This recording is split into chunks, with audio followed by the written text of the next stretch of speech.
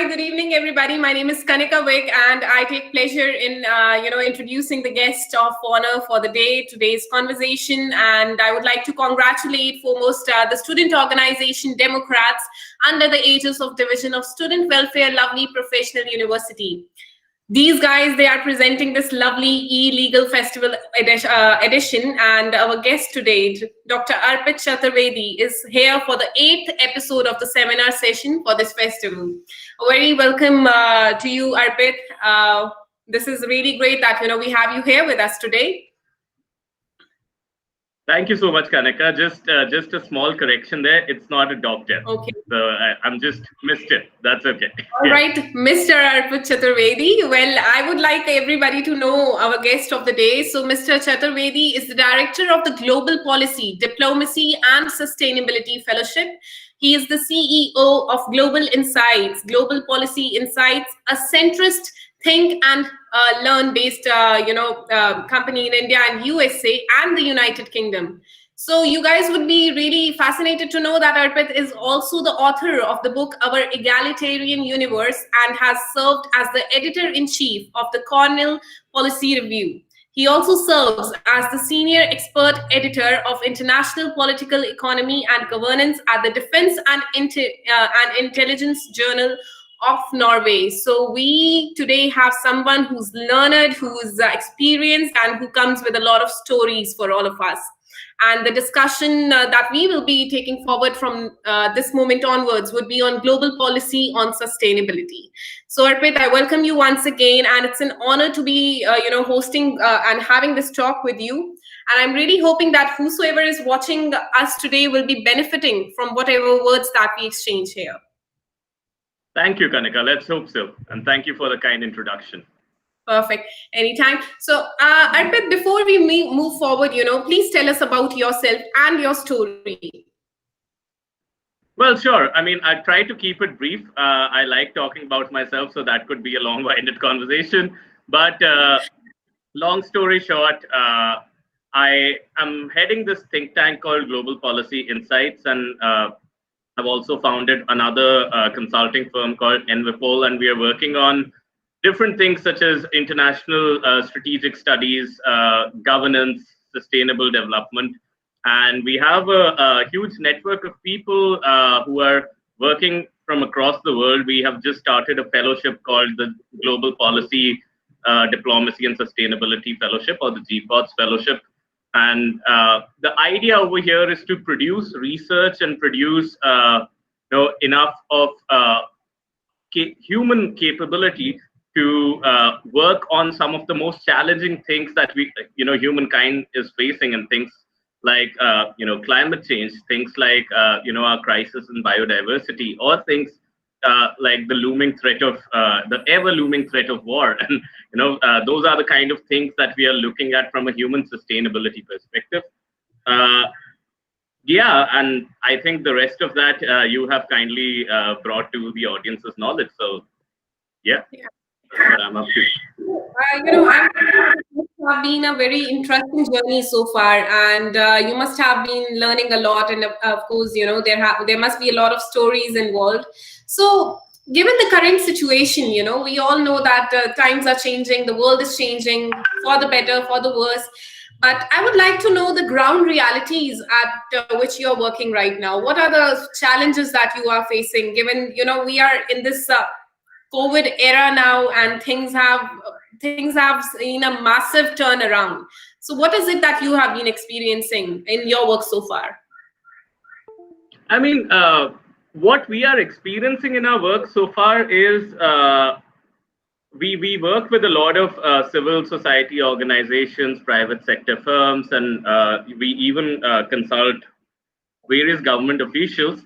And there are a couple of things which are causing a lot of anxiety to private sector firms or NGOs or the governments, and they are all mostly stemming from Corona. But what we realize is that it is not that obviously a lot of economic and health concerns are directly correlated to Corona, but then a lot of the other things have just they are like gray rhinos that a gray rhino is a thing that it's approaching, but you haven't done anything about it, Right. and now you're in a position where you're just anxious and you don't know where to head forward. And those things are like, the advent of AI, or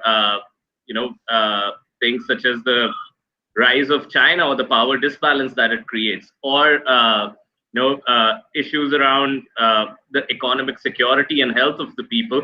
And these were the things that people already knew they are coming for us. But then what Corona has done is that it has just accelerated the pace of that change. So, earlier we all were talking about the advent of AI and how it's going to replace jobs, etc., etc.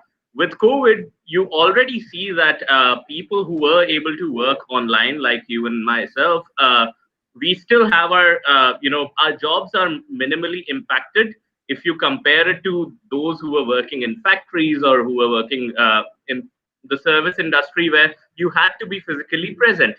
So we knew that maybe at some point of time, 10 years, 15 years down the line, people who are working in factories and the kind of jobs that I just mentioned, they would probably not be able to hold on to their jobs, or having a robot or having an AI do it would probably be more efficient and cost effective.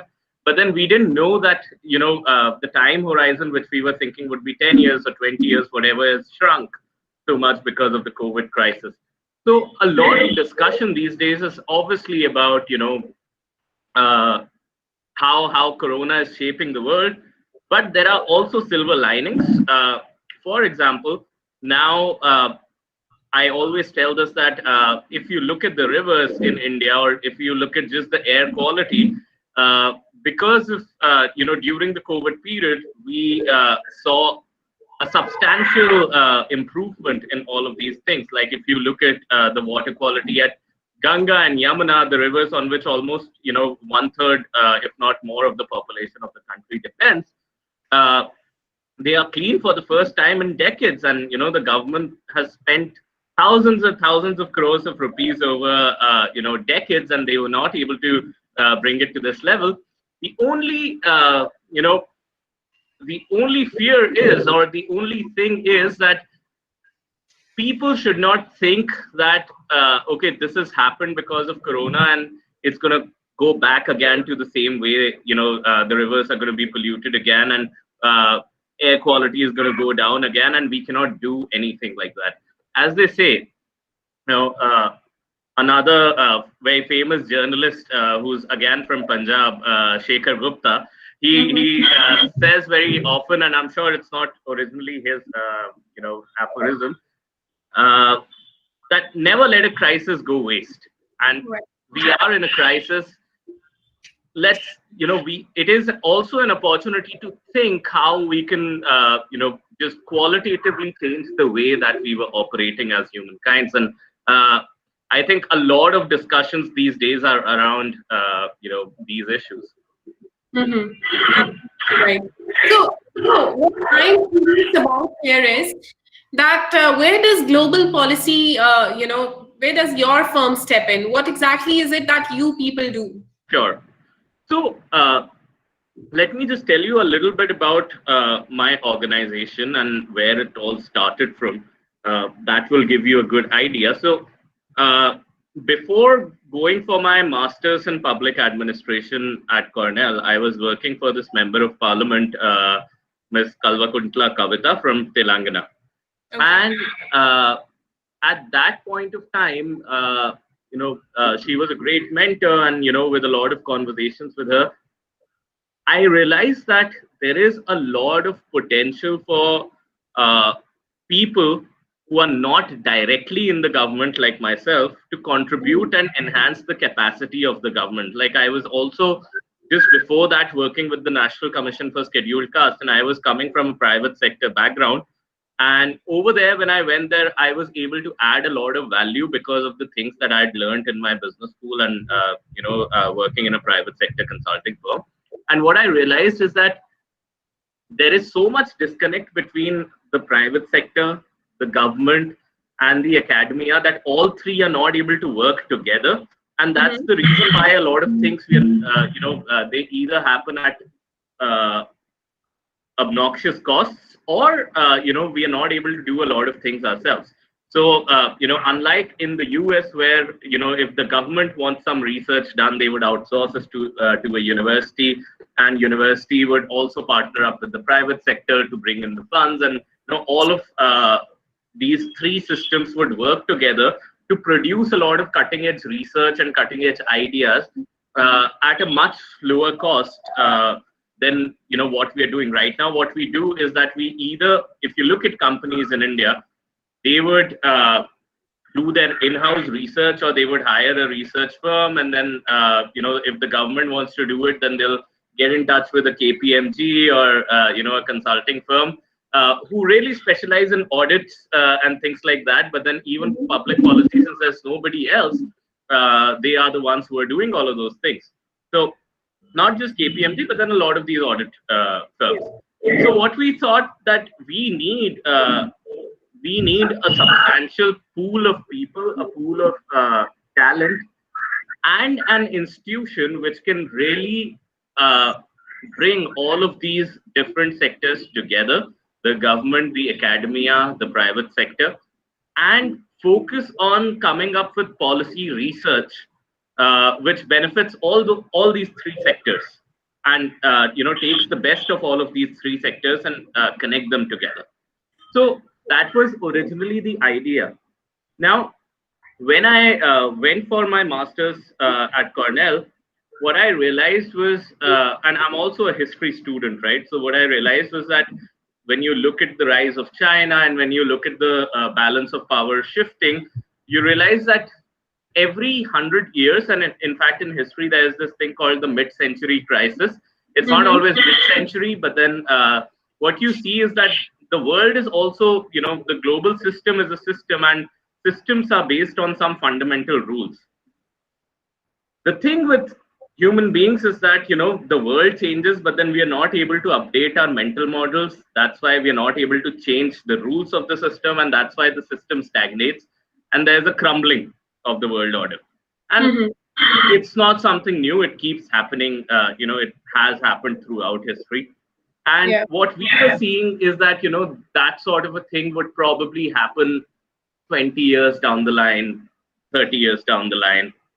And we were like, okay, when that happens, all of the developed countries, they have think tanks to help them navigate through such systemic change. Right. I thought that you just said that, our minds are not updated to the situations that start happening around us at a certain point of time. And maybe that's exactly the whole conclusion of what you said previously, that Corona has, brought us to this situation where we were not ready for it, and now we are in it, and now it's, now is the time that we are starting to develop our minds accordingly. Yeah, I mean, Bill Gates and a lot of scientists had predicted that such a pandemic could happen. They didn't put a finger on whether it's going to be Corona or what, but then a pandemic was just waiting to happen, and we were not able to do, like, we didn't even know how many beds we would need in such a pandemic and what kind of capacities are required. So it's again a gray rhino, like you knew it was coming, but you were not prepared. Right, absolutely right. But Arpit, one thing that I'm very curious about right now is that you people bridging the gap between, let's say, the private sector, or should I use the word public here, and the government sector, right? Because I think this is really interesting to notice that given all the governmental works, according to a person, would be handled by the government organizations. But it is really interesting to see that how you people have come into the picture, and are adding so many things to it. So please elaborate it a little bit for us, for all the students as well, who can benefit from this field maybe in future, and give it a thought. No, absolutely. Like, we are definitely not the only ones. Now there's a generation of think tanks which are coming up, who are working on different things, such as tech policy, or we are working on environment, or working on national security.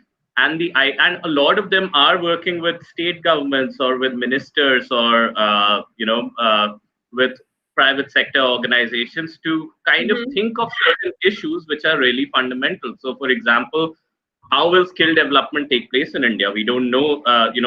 The businesses don't know that. The governments don't know that whether the best way is to open up skill development centers along with the schools or do skill training in the school, or should we carry on the way that we are doing? All the companies should upskill people, and those are the kind of things where if you are just a business person, you will not be able to think of the solution. If you're just a government person, you will not be able to think of the solution. You will have somebody to make them sit together and study different systems and come to a consensus that okay, this is how we're going to do skill development. Or for example, now if you see Facebook, LinkedIn, Uber, all of them have a public policy team within their. I don't know, maybe in Byju's as well. All of them have a public policy team because they know that if let's say I'm a Facebook, then I will definitely. Facebook has been running into troubles with the advertisement monitoring and all of that. And if you're talking about Uber, then Uber has to deal with the rights of the car drivers, and they say strikes and they say a lot of these things. So technology, employment rules, and all of those things are changing, and the private sector cannot alone deal with that. The government cannot alone deal with that, and without their inputs, the academia cannot come up with their own answers. So Mhm. uh, nowadays, I think if you look at the whole field of public policy, it is just opening up. We are almost like we are probably not the first generation, but then in the quality of this work that we are doing, we're probably the first generation in India who are setting up organizations just to figure out solutions around public policy. Okay, right. What has been your most recent project? Please tell us a little about what you are working on currently, or maybe something that is most close to your heart and you have undertaken in maybe past or the future you will be doing it. Sure.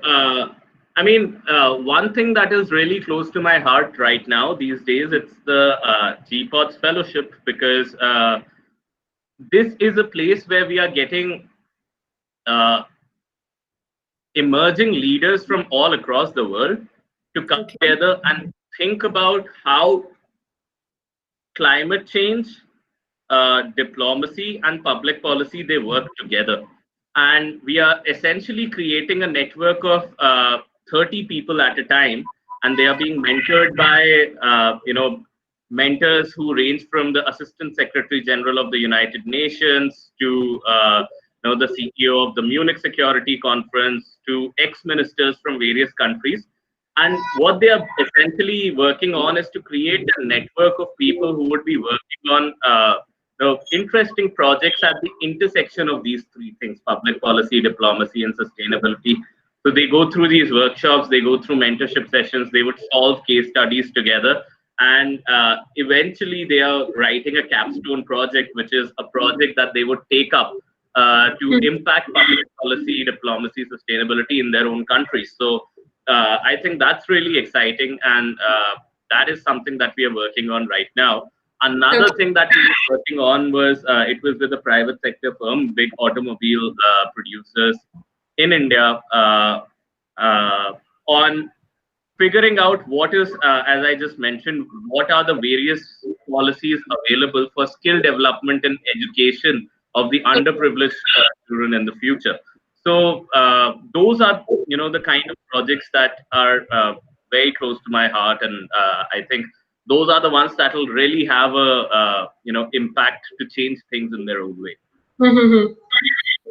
So, I think one more thing that, in India, we see that research and academia is not really given that much importance, even though I'm seeing that there has been a paradigm shift in the past few years. But given the Western countries, we still have a lot, to do in the same field, and we have a big road ahead to cover, right? So, Yeah. where do you think we have changed for the better, and we have, developed ourselves for the better, and where do you think that we need to go? we need to reach? What do you think should be our goal in the coming 10 years? If we talk about providing insights, we talk about research projects, capstone projects, where do you think we are and we need to be? Sure. I mean, that's a great question. I think if we all look back, maybe it's not so true right now, but then if we all look back 10 years ago, then, being in academia was probably not the most coveted profession in India, Yeah. right? If you were in academia, except for a few very extraordinary professors, you would probably think that you do not exercise the most or command the most respect in the society, or exercise the most sort of power in the society. And if you look at some of the developed countries, it is exactly the opposite of that. And over there, the professors are really engaged in defining various policies in a country. The professors are really engaged in advising the governments and the private sector, etc. And why is that the case? The case again is that in India, I think now we are geared towards liberalizing our academic sector. So, a university like yours was not possible, let's say, 30 years ago in our country. Yeah. So we have private universities coming up now with the new education policy. The hope is that we will also have universities from all over the world coming in India, and you'll have more of a free market in in education, and that is opening up a lot of avenues for research.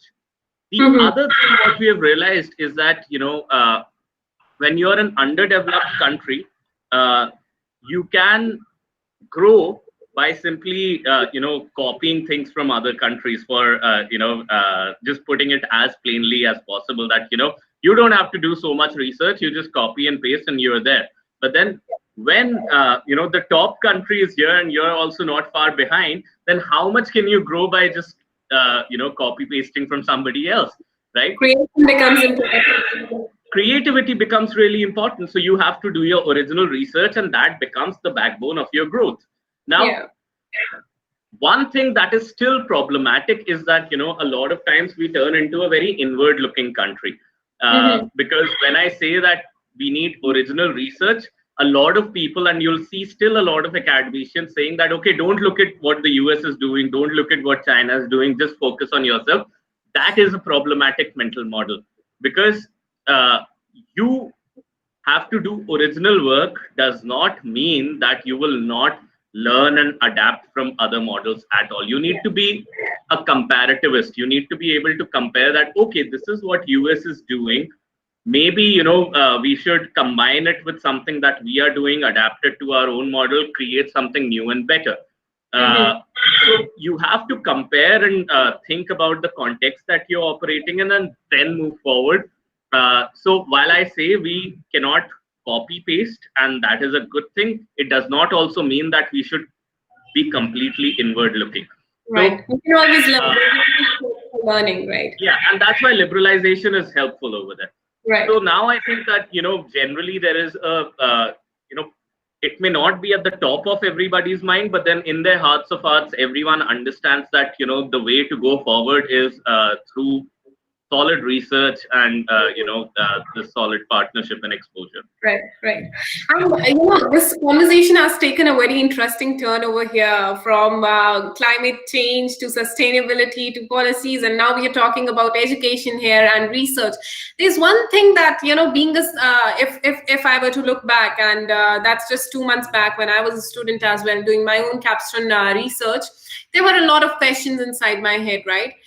What I would like to know from you is that someone like you, who has had their share of experience, a very fair share of experience in researching, where do you think the students in our country today are lacking behind? I mean, what are those skills that we need to carry within ourselves, instead of looking at our teachers and looking at other people who are inside the field? What do you think we need to bring in ourselves as a self-initiative, let's just say? I mean, that's definitely a great question. And I would answer this in 3 parts. The first is that, okay, what do the students do, first of all? A, obviously get as much exposure as you can, and do a lot of internships, work on different projects, do fellowships, do certification programs, and not just necessarily in your own field. Do it in other fields, and try and combine it with the knowledge that you have. And a lot of times we don't pay so much attention to, or we don't put a premium on creativity, or that sort of a multidisciplinary learning. And we always think that engineer banna hai, doctor banna hai, and we are talking about that same old thing. Or I see so many people just wasting away their youth trying to become a civil servant. I really think that getting as much exposure, as diverse exposure as possible during an earlier stage of your career is very useful, because eventually you're going to specialize in something, but you will be a better specialist if you have had a wide range of exposure. So that's one thing. The second part is, and there I would also say that it is just the system, the expectations of the families, and how education is designed. People should read, or not only read, just learn. See, all learning is not just through books. If books are important, but then life teaches you and so many other things. But then your time in college is to learn, and it is not to ace exams. You can be a fairly uneducated person in the real sense, and even be a topper in your class. So the real idea is to obviously take academics seriously, but then don't do it just to memorize facts and not be able to do anything about it. Just do it to create a very solid intellectual backbone. So that is one thing. And the third part of my answer is that it's the system. The way that we have designed our education system is all about rote learning, just acing the examinations, and also having simple things such as towards the end of the year you have an examination that will have 60% of your score weightage, and that one day defines everything for that. On the other hand, you could come up with innovative ways of learning where you're mixing up different methods, such as a presentation or a case study, or even a Slack conversation, or students talking in a panel discussion, or doing a podcast like we are doing right now. Those are all things about learning by doing, right?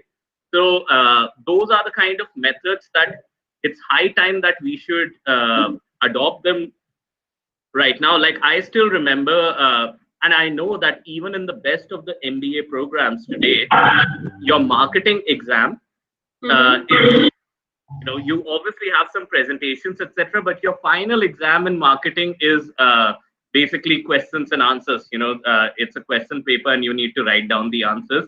You can write down the best answers, does not know that you would know anything about marketing. So when you're teaching marketing, you got to make sure that the student really knows marketing. So that becomes very important. Yeah. Interesting. Really interesting. It does become really important. And, even though we are not at the far end of our conversation, but I really would like to, take this opportunity to thank you for putting and enlightening all our students who are listening to you right now as to how things can move in a very positive direction, even from where they are, even if the situation is worse. I know the times are adverse, but wisdom in the times of adversity is something that's very beautiful, and we all need to strive hard for that. So Arpit, moving forward, I was going through the website of Global Policy, and I came across certain articles and recent posts where I saw that you people were in discussion with various ambassadors from countries, and you were talking about diplomacy, peace building, and sustainability in the 21st century. I think that is something that needs to be on a center part in the world economy right now. So please tell us a little about these conversations. Tell us how it went and what were the conclusions. What is all that you were able to draw from these conversations? Sure. I mean, in the past few days, we've had a lot of conversations with a number of diplomats, and Yeah. I would tell you about five diplomats in particular, or Mm-hmm. five people who are working in the space. Number one is Ambassador Claudio Ansonera, who's the Costa Rican ambassador to India. And Okay. you know that Costa Rica is big on biodiversity research. And Mm-hmm. when we were talking to the ambassador, one thing that came to the fore is, you know, we all talk about things like climate change, but then a lot of times we don't understand why biodiversity is important. And if you look at it, a majority of the species that have uh, become extinct from the earth is because of human action. And it is almost like, destroying the species to eventually destroy ourselves, because if the critical mass of species extinction, which a lot of people are expecting to happen in the next 30 or 40 years, or even sooner than that, if that happens, then it is really going to disturb the equilibrium of the earth, and the basic things that we are able to do, such as breathe clean air or drink decent water, etc., or our ability to grow crops and feed ourselves, we are going to lose that. Yeah. And so I think that discussion really brought to the fore of importance of biodiversity in our discourse. So Okay. I think that was essentially a very important thing that I learned from that. And then we had another conversation with Ambassador Louis Blaise. She's the Canadian permanent ambassador to the United Nations, and over there, a lot of conversation was around how is the UN system shaping. Like if you look at United Nations, we all obviously hold it in a lot of high regards, and indeed it has done a lot of good to the world. But uh, still, there are so many things, like there still was happening in the world. At Corona, we saw how nations, for the most part, were not able to cooperate with each other to get the right supplies in. And why is it happening? Because UN has become this 75-year-old organization which has not been able to adapt itself. You have the Security Council of 5 countries which cannot change. So uh, there's a lot of push to reform the Security Council, because anything progressive that happens, one country out of the 5 would be able to veto it. So these are all problematic things that why are countries like India not on the Security Council when we are an important player in the world? So these issues. And why should we have a permanent Security Council? Let us have a provision to change it, so that countries that can actually have an impact are there at the decision table. So there was a lot of discussion around that. Then the third discussion that we had was with the German ambassador, permanent representative to the United Nations, Ambassador Christopher Heusgen. And there as well, this whole thing about how the UN needs to be reformed.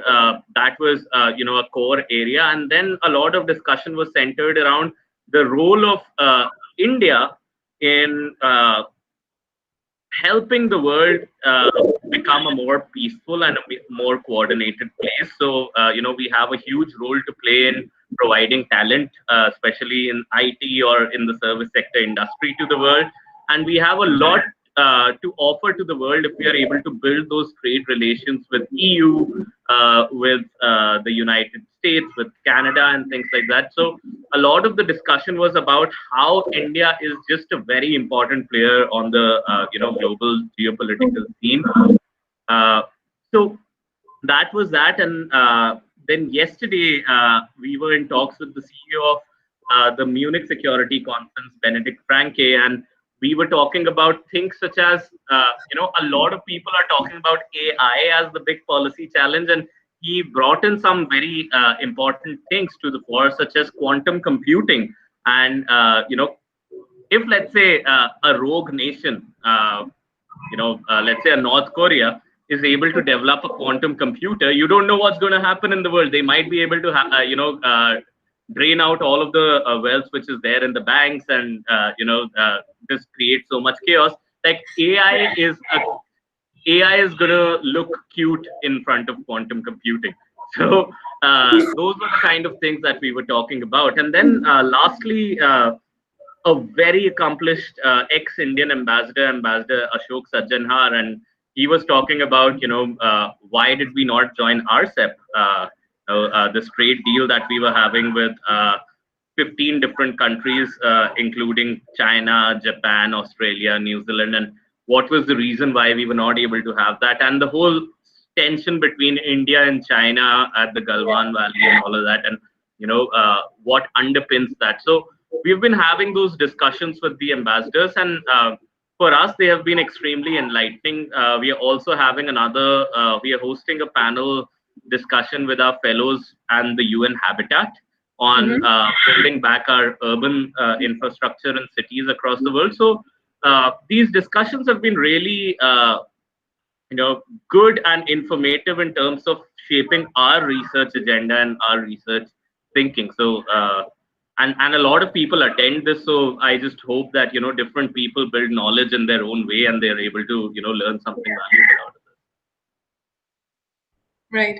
And I think this has been really informative.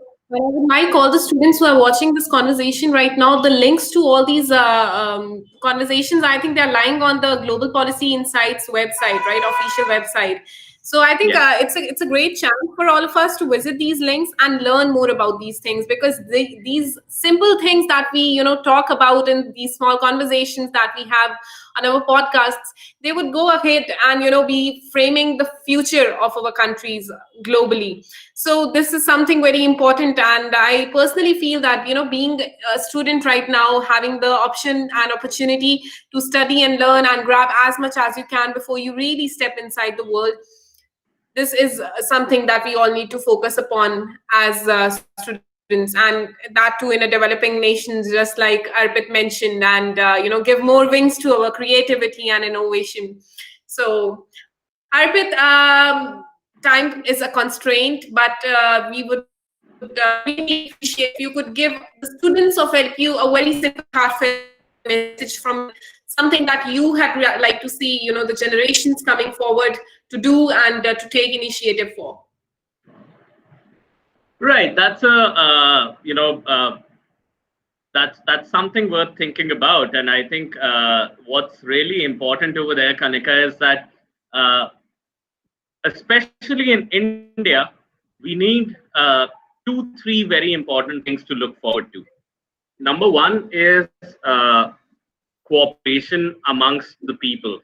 We see today a country which is divided on so many levels, and if you read any research worth its salt on the rise and decline of nations, what you see is that nations, when there is a lot of micro level cooperation, uh, they see their rights. So simple things such as when we litter the street, that means that we don't care about the street, so we are not able to cooperate with the larger mass. Or when two cars they collide, you see that there's a street fight over there, and a lot of those things.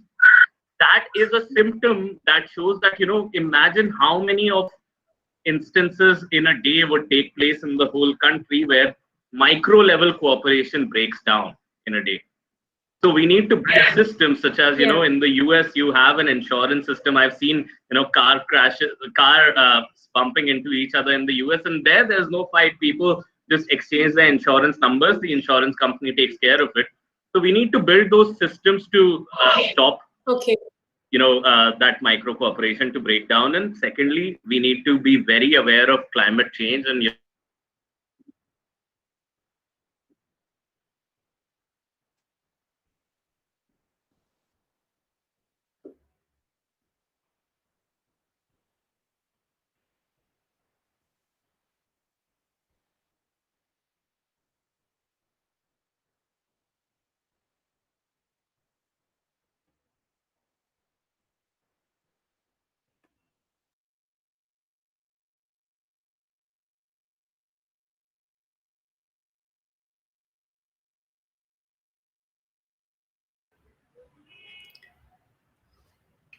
Well, everyone, I think due to some network issues, we are facing some trouble here, but I'm sure that Mr. Arpit would be with us very shortly. And till the time I'm waiting for him, I think this was a very important conversation that we have had today, and there have been so many important things that have been mentioned in the corners of this conversation. And I'm sure that everybody out of you people would be able to relate to these things, because somehow it is you people who will be now taking on to the future. And we have Mr. Arpit with us now. Welcome back. Thank you. I'm sorry, I lost my connection, so I've just joined in with my mobile. Well, So, that's yeah, so. I was just saying that the last thing is to be able to think in a multidisciplinary manner and think long term. Mhm. That's really important. Yeah. Well, I think Arpit, I am really delighted, and I'm sure rest of the people would be that I had the chance to listen to you today, come to know about so many things, and I've come to a realization today that our generation, we have a big responsibility out there, and we need to deliver a lot more than we are thinking, or we have delivered till now, because the future definitely depends upon us. So, one last question before we end this conversation. How do you think that your generation, our generation, and the people who are coming, they can, bring in a certain change? What kind of change do you think, or are you expecting from these people, so that, everybody lives for the better in the coming days, lives a better life? Well, I mean, the new things that I'm expecting broadly are, as I said, one of the things would be the ability to think long term, because, uh, Mhm. you know, we can think about the next 5 years or the next year what we're going to do.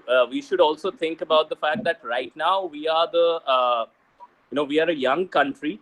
We are a country where 65% of the population is below 35 years of age. Yeah. Thinking long term is also realizing that we will also, if there's so many young people, they're going to get old at some point of time, right? 30 years down the line, it's going to be a country which is going to have 1/5 of its population as senior citizens. So Mhm. don't just think about today, also think about, do we need a ministry, for example, for the elderly? We have a ministry for youth affairs, we don't have a ministry for the elderly. uh, Elderly, you know uh, right? think about creating the systems that you would need 30 years down the line and start working towards that from today, because 30 years down the line it's going to be too late to be working on those things. That's a superb perspective. And while you were talking about long-term thinking, I just recalled this news I read somewhere that the Wimbledon Championship people, they have been paying for in this insurance, which is basically a pandemic insurance, since the past so many years. And who Hmm. knew this would happen? And see what they have reaped today. The insurance companies owe them like millions and millions of dollars. So this is long term thinking, and I think we all need to certainly act on all these things. And thank you so much, Arpit. I think it has been a very valuable conversation, and we all cherished it for sure. So we look forward to more, and we really look forward to hosting you inside the university sometime in future. It Thank you was so much, a Kanika. I'm pleasure looking having you forward to here. that. Perfect, Pleasure talking to perfect. you. Great. Okay, bye bye. So, yeah. So, thank you, Democrats, Team Democrats, for putting up such a great show for your audience today. And I think it was a great conversation. The guest was amazing. The conversation, the things that came out, the topic, the discussion, I think everything deserves 100 and 100 out of 100 for coming up over here. So thank you, Team Democrat, and thank you, Mr. Arpit Chaturvedi. I really hope that the Global Policy Insights flourishes and brings us great results in the coming future. So till then, this is me, Kanika, signing off, and I look forward to meeting you guys very soon and hosting you people with more such intelligent and groundbreaking reality conversations and discussions. Thank you so much. Take care. Good evening. Thank you, Kanika. Thanks to Okay. the Democrats. You guys are doing a great job. Well.